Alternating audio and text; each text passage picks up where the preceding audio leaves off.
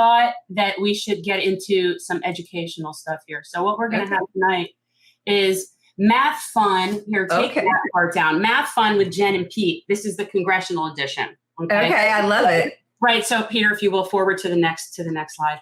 Okay. So what we see here is you see over on the right is the letter that Rashida Tlaib sent to the Justice Department to Merrick Garland. You see that I've numbered it. It's hard to read, but those are just for everyone. Those are the 7 Congress members that signed the letter. So that's 7. That's where I get the 7. So then if we look over on the left, what we see is that you have 435 members of the House. 7 of them are aware of the First Amendment. So that's good. All right. That's good. So this is like, but the problem is that 428, and I did a little extra math for you guys. It's actually 98%. Wow, you had to like divide and get all that stuff going. Good for you. It's 98.3% of our House members are unaware of the First Amendment. So that was really, to me, like very telling. And so my thought was that everybody should call up their congressional representative and offer them to educate them about the First Amendment. You could even, if you get a recording, you could even leave a recording of it. I mean, I have mine here. I would just, read that into a recording. But clearly we're having an educational problem with them. Yeah. They're not understanding. I don't know. Was it not taught? I don't know. These are things I'm worrying about. But anyway, so that was our news segment. Fun with that. I love the new math. I love the math segment. Unfortunately, I think Matt Taibbi wrote something about that ick factor that they tried to paint Julian Assange with and just make him sort of like unpalatable, untouchable. And I think that most of those 435 members are very aware of the First Amendment, but they are just on the side of the criminals who were exposed, right? I mean, it's why they go after Trump for like the least of his transgressions, because if they went after the things that they could actually throw him in jail right away for, they'd all have to follow in line and go right on with them with the corruption. But it's really abominable. Yeah. Well, and I think it's another instance where they don't have power now, so they can speak up like they always do. Right. Even the squad, it's like, it's performative. I mean, I'm not going to knock them. Like, this is a huge, huge leap that they're actually speaking about. They said his name. They said his name out loud.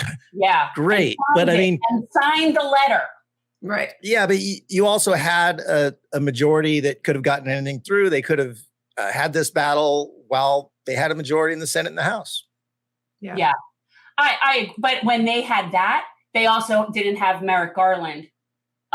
They had the last Trump administration. So I think this really is the opportunity where there might be a chance. It wasn't going to happen before, because then it was a matter of saving face. They're the ones who reinitiated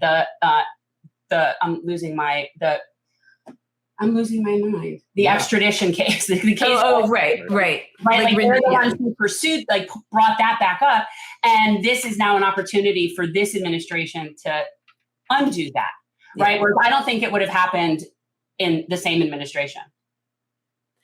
Right. But I wonder what took them 2 years. But yes, I agree with you. I mean, I don't know if you watched AOC on the Lever, and I really so appreciate David Sirota and all of the reporters over there. I think they're fantastic. Yeah. But there was one clip where he calls her out on it and says, you voted with Trump, with Biden 91% of the time, after saying that in any other country, you wouldn't even be in the same party. How are you bringing the ruckus? How are you holding him to account? And basically she said, it's really hard because we're on a phone call with him and the leaders of the Democratic Party, and they're all pushing us to vote for, to come along in their votes. And I thought, God, it's so interesting, because I thought, the pod save guys are always talking about how it's the Green Lantern theory, and the president actually, when it's a Democratic president, has no power. It's only when Republicans, But so that pressure does work, but it only seems to work on the squad, because there's Joe Manchin getting no pressure and sinking all of the big pieces of legislation that Biden pretended were his signature pieces of legislation. So it feels like everybody's always trying to have it every different way. Like, we have no power. We're bringing the ruckus. It's just hard because we're being pressured. But now we're going to do something when we don't have the power actually to enact it. It's just a merry-go-round. I feel like we're all in a clown show. By design, right? Like by design. Yeah. Like we can see so many different variables that contribute to this. Like when we look at Congress and different things, like we are very we notice different people, how they've changed once they get in there, what kind of staff they switch around, who they're now working with, who they're and some people change and some people don't. Yeah. And so the odds, again, I'll have to bring back another math segment where we go from what you're saying is that they're very aware of the First Amendment. They just don't give a shit. So that would then be a subgroup. I'll have to figure out this subgroup. Right. But it goes, supporting Assange goes against Biden's agenda, which is to shut down protesters. It's every bit as much his agenda as it was Trump's, because they see what's coming. They see that workers are fed up. They see that, all this BLM support got turned from BLM support to, oh no, defund the police is a terrible word to use. And, Biden's giving more money to police forces. Democrats are acting like they got to be tough on crime, like it's the 80s again.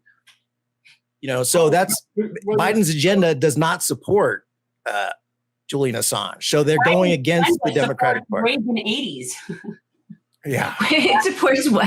The Reagan 80s. That's what his agenda supports. What he just did with that's what it supports. He's just that. It's bizarre to me, like how I feel like I'm in Groundhog Day. We had Congresswoman Jasmine Crockett on the podcast the other day. Jen and her are very friendly. And it just, she's going to say some lavish things about Hoyer and Pelosi and, of course, about the president. And it's like, they do not, there is just this, everyone thinks that everyone just falls in line in the GOP. But the fact is, on the Democratic side, it's like you are not allowed to criticize the leadership. It's like you are not allowed to even suggest that they're not doing a good job. I want to know what happens if you do. You get committee assignments because all the right-wing Democrats who didn't fall in line for the Build Back Better, the bifurcation or whatever, they, look at Joe Manchin's wife gets a plum job and he wasn't stripped of his committee assignments. I think he got to head up the energy, So let's say I didn't give a shit about being on a committee. Like I thought, that's kind of a lot of extra work. And quite honestly, I don't really need that. So I always wonder, what is it that these people that are our representatives are so scared of? Right. Like, why did they all jump on with Hakeem Jeffries? Like, nobody even thought to suggest anybody else, right? Like, why is that? What, really? Like, nobody could, and what would happen if they did? That's right. Why is there not one example, one member of the squad that comes in that actually just says, fuck this. Exactly. I can push back on my own squad. Even I can just say what I was elected for, just one, and see what happens. But they don't know. And you would be rereelected by even bigger margins if you did that. You would, and that's why they can't do it. They can't do it. What are they I think it's a few. I think they do get threatened with things like positions. They get threatened with being primaried. They get threatened with all sorts of stuff. But like what you just said, I think it would make them so much more popular that it's like when you really have your constituents behind you, really, it's like Bernie. Yeah. They're not gonna be able to do anything with that. A better example is Matt Gaetz. I mean, he's a loathsome, scummy person, but he was like full bore behind Trump. Granted, it's because of his daddy's money, but he doesn't take corporate special interest money, and he's very loud about that. Right. And he's very popular within He's popular right there. Side of the GOP, and no one is taking him out of Congress. Nobody. Yeah. And so, certainly not a Democrat. So if you're looking at it from the perspective of, all right, so you're AOC, she's in a plus, I don't know, 40 blue district or whatever it is.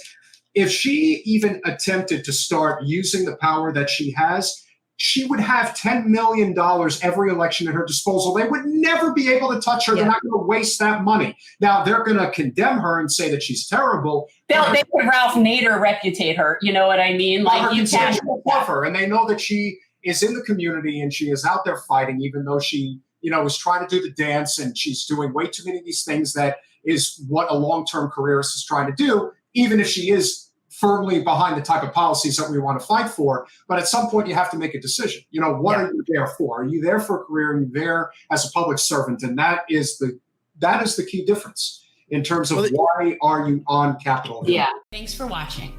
If you want to support our mission to transform politics into service, please like this video, subscribe, follow us on social media, and consider joining our Patreon, where you'll get early access to our interviews as well as other exclusive content. Links are in the description. Peace out.